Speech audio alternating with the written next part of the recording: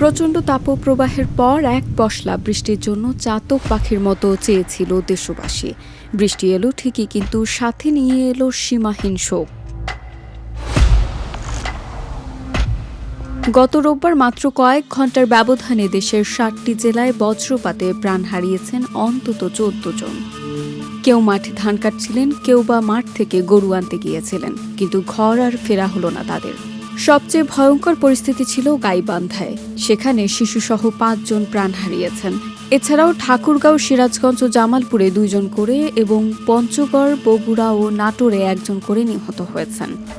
সুন্দরগঞ্জের ধোপাডাঙ্গায় বাড়ির পাশে দাঁড়িয়ে থাকা অবস্থায় বজ্রপাতে প্রাণ হারায় ১০ বছরের শিশু ফুয়াদ ও ১৫ বছরের কিশোর রাফি। অন্যদিকে নদীর চর থেকে ফেরার পথে বজ্রপাতে প্রাণ হারান এক কৃষি শ্রমিক। একই সময় মারা যায় একটি অবলা গরুও। মারা যাওয়া ব্যক্তিদের অধিকাংশই ছিল কৃষক বা শ্রমজীবী মানুষ, যারা পেটের দায়ে ঝড় বৃষ্টি রোদে পুড়ে মাঠে কাজ করছিলেন।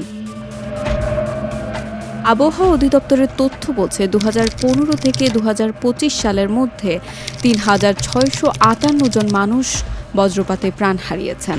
২০২০ সালে এই সংখ্যা ছিল সর্বোচ্চ ৪২৭ জন। যদিও সাম্প্রতিক বছরগুলোতে সরকারি সচেতনতায় মৃত্যুর হার কিছুটা কমেছে, কিন্তু এই বছরের এপ্রিল মাসের পরিসংখ্যান আমাদের আবারও ভাবিয়ে তুলছে।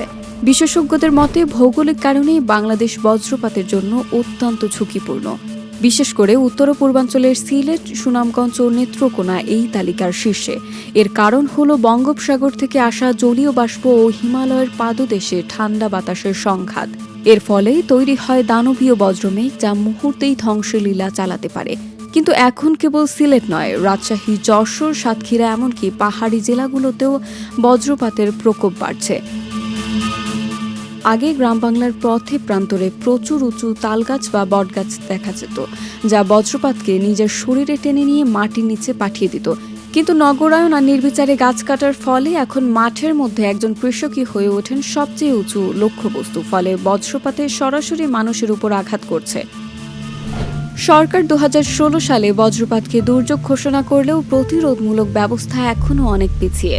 তালগাছ লাগানোর প্রকল্পগুলোও সেভাবে সফল হয়নি। মাঠে কাজ করা মানুষগুলোর জন্য এখন একমাত্র ভরসা হলো সতর্কতা। যারা মারা গেছেন তারা কেউ শখ করে বৃষ্টির মধ্যে ভিজতে যাননি, তারা গিয়েছিলেন দেশের মানুষের মুখে অন্ন তুলে দিতে। এছাড়াও যারা বজ্রপাত থেকে বেঁচে ফেরেন তাদের জীবনও সহজ হয় না। পক্ষাঘাত বা স্মৃতিভংশের মতো সমস্যা তাদের সারা জীবন বয়ে বেড়াতে হয়। আজ সময় এসেছে বজ্রপাত নিয়ে আরও আধুনিক পূর্বাভাস ব্যবস্থা গড়ে তোলার এবং প্রত্যন্ত অঞ্চলের প্রতিটি মানুষের কাছে সতর্কতা পৌঁছে দেওয়ার। প্রকৃতিকে তো আমরা আটকাতে পারবো না, কিন্তু সচেতনতা দিয়ে প্রাণের ক্ষতি অবশ্যই কমাতে পারি। নিরাপদ থাকুন, সুস্থ থাকুন।